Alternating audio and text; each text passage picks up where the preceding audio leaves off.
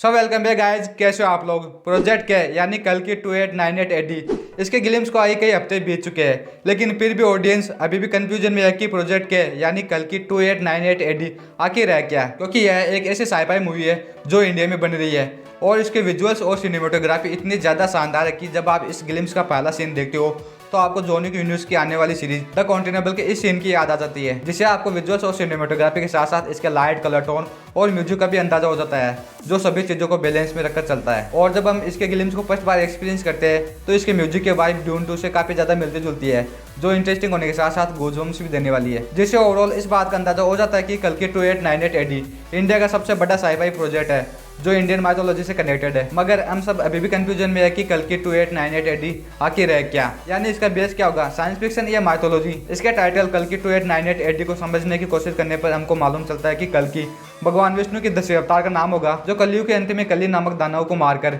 कलयुग का अंत करेंगे। मगर जो प्रोजेक्ट किया आने वाला है वो फ्यूचर 2898 एडी पर आधारित होगा, जो ठीक आज से 75 साल आगे की घटना होने वाली है। मगर हम इंडियन माइथोलॉजी को देखें तो हमको मालूम चलता है कि कलयुग 4,32,000 वर्षों का है, जिसमें से अभी तक 5,000 वर्ष ही समाप्त हुई है, यानी भगवान कल्कि का जन्म होने में अभी भी 4,27,000 वर्षों का समय बाकी है, जो कल की 2898 एडी से तो बिल्कुल भी मैच नहीं करता। जिससे ये बात साफ जाहिर होती है कि प्रोजेक्ट के भगवान कल्कि का तो नहीं होने वाला। लेकिन मेरे पास एक ऐसी पुख्ता थ्योरी है जिससे ये मालूम चल जाएगा कि प्रोजेक्ट के आखिर है क्या, जिसमें मेरे अकॉर्डिंग फ्यूचर का एक ऐसा समय है जिसमें बुरी ताकतें अच्छी ताकतों पर हावी हो जाएगी, मंदिरों को तोड़ दिया जाएगा, धरती पर अकाल पड़ जाएगा और अच्छे संगठनों को मिटा दिया जाएगा जो इन बुरी ताकतों के खिलाफ बने रहते हैं। मगर इन शैतानी लोगों द्वारा इतना कुछ करने के बावजूद भी कुछ ऐसी ताकतें जिंदा बच जाएगी जो अच्छी है, और ऐसे समय में से एक समय होगा 2898 एडी। इस समय के अच्छे संगठन जो पीड़ित है वो सब जानते हैं कि इन सब चीज़ों का अंत अभी नहीं होगा, इन सब चीज़ों का अंत तो भगवान कल्कि के हाथों लाखों वर्ष बाद कलयुग के अंत में होगा। लेकिन अच्छे संगठन जो बच गए हैं वो भगवान कल्कि से प्रेरित होकर अपनी समय की रक्षा के लिए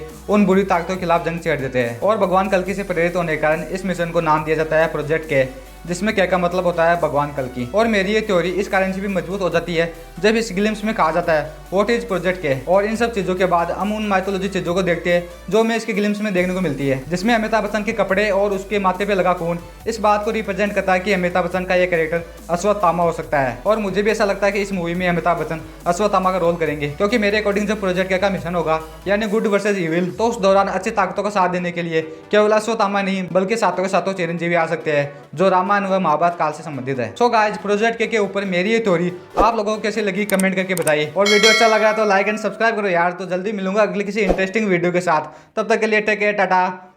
गुड बाय।